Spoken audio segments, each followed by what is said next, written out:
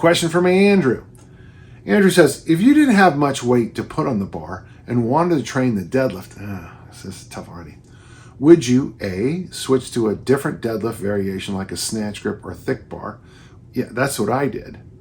Yeah, during that time where I only had 165 pounds, every deadlift I did was snatch grip or elevated or with my heels together, sometimes called the duck stance. Sometimes it's called, what we used to call it, frog stance, the frog stance.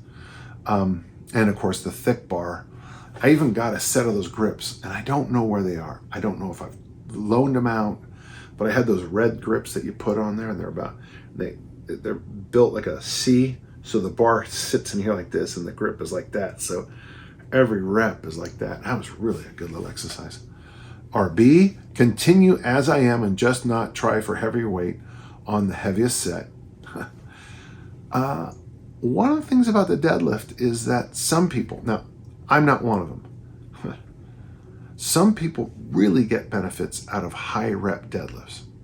It's weird because I am kind of a hinge person. I can hinge really well. But high rep deadlifts has never been good for me. One of my friends was very good at high rep deadlifts. In fact, freakishly so. He was my friend Lane, who famously deadlifted 405 for 20. Waited 3 weeks because he had been reading these magazines. I have some over here. The magazine said to basically, it would make you freakishly strong. So he waited a couple weeks and did a max deadlift of 425. If you can deadlift 405 for 20 and your max is 425, boom, that's eye-open. He called me up and fortunately we were able to really help him. And it was an interesting thing because he worked so hard and got so little. So that's a good option.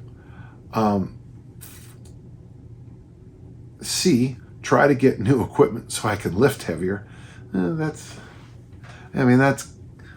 I ultimately always do that. I just take more time than the rest of you. It might take me, if I say like tonight, I have to move somewhere and I can't keep my gym, so I get rid of my whole gym. When I move to the new place, maybe I'll be able to take one kettlebell with me and a broomstick or something. But within 5 or 6 years, I'll have a full gym again because I scrounge, When I was young, being a scrounge was a bad thing. If you ask people for a bite of a sandwich, you scrounge. But I'm a scrounge, okay, and I scrounge weights up. When the pandemic hit, I had a full gym and I loaned out a bunch of equipment, and some of it's come back. And then his last is D, try something different. So the big question is how do you keep on without adding weight? How do you keep improving? How do you keep, my world is progressive resistance exercise. How do you progress without load? Now, you've already given all the options. You really have. You've answered your own question. My knock on most strength coaches is that, and I do it myself, because when you're working with a team, the head coach just wants raw numbers. Are they strong? Well, yeah, we're stronger than last year, and that's great. Whoa, will we be better? Well, no, because last year you had a lot of really, really good athletes and a really good coaching staff, and all those athletes graduated, moved on, and you fired your coaching staff, and you're the only one left, and you're an idiot. I'd never said that, but felt it a few times. So load is one of many factors to do progressive resistance exercise. Adding reps, adding sets, that's a standard one. If you're doing 5 sets of 2 in the deadlift with 150 kilos, 330 pounds, and then you start adding reps, and pretty soon you're doing 3 sets of 8 with that same load. I think 3 sets of 8 versus 5 sets, I think you're a lot stronger. So you could do it by reps and sets, increasing. You can also do it, as you mentioned, by changing positions. In my new book, Easy Strength Omnibook, I have a whole selection on just how many options with just a single kettlebell, how many different ways you can do it. Well, you can press it. You can hold it like this in the waiter position and press it there. You can do bottoms up. You can stand. You can do half kneeling. You can lay on the floor. You can do it in some of those Turkish get-up positions.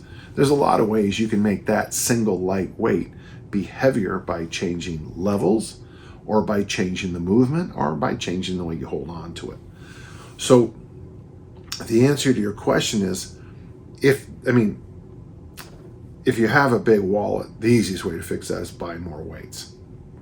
If you have different goals like longevity, and we all have longevity goals, body composition, some other things, you might find variations to be the best way. And I got to tell you, that frog stance deadlift, the frog stance with the snatch grip, eye-opening about how your body is connected. I never realized it's this area here, the tricep lat area. I never realized how important that was in lifting until doing frog stance, duck stance, snatch grip deadlifts. So it can really be a wonderful exploration of the human body. So yeah, there's some value here. Thank you. Good question. I like that.